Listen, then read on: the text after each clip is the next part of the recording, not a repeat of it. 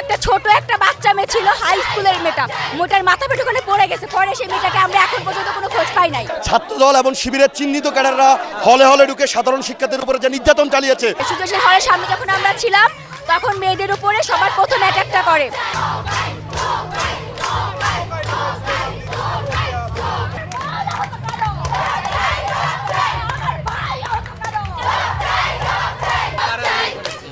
আমাদের উপরে ছাত্রলীগ প্রথম অ্যাটাকটা মেয়েদের উপর করে হলের ভেতর থেকে। সুজনের হলের সামনে যখন আমরা ছিলাম তখন মেয়েদের উপরে সবার প্রথম অ্যাটাকটা করে। একটা ছোট একটা বাচ্চা মেয়ে ছিল, হাই স্কুলের মেয়েটা, মোটার মাথা পেটে ওখানে পড়ে গেছে। পরে সেই মেয়েটাকে আমরা এখন পর্যন্ত কোনো খোঁজ পাই নাই।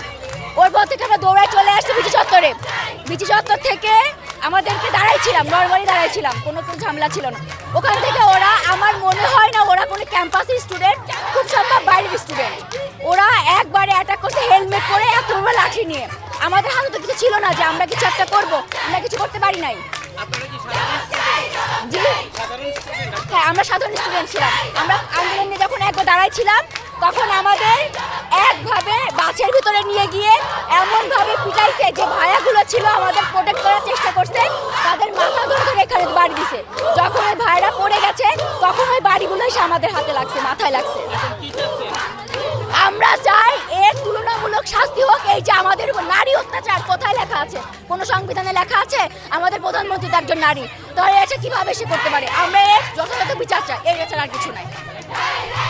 ঢাকা বিশ্ববিদ্যালয়ে আজকে ছাত্রদল এবং শিবিরের চিহ্নিত ক্যাডাররা হলে হলে ঢুকে সাধারণ শিক্ষার্থীদের উপরে যে নির্যাতন চালিয়েছে তার প্রতিবাদে ছাত্রলীগ এখানে অবস্থান করছে। এবং একই সাথে যদি এটির বিচার না হয় তাহলে ছাত্রলীগ এবং ঢাকা বিশ্ববিদ্যালয়ের শিক্ষার্থীরা কাঁধে কাঁধ রেখে এই সন্ত্রাসীদের বয়কট করে আন্দোলন কাকে বলে, কত প্রকার কি কি বুঝিয়ে দেবে। 25 জন শিক্ষার্থী আহত হয়েছে সাধারণ।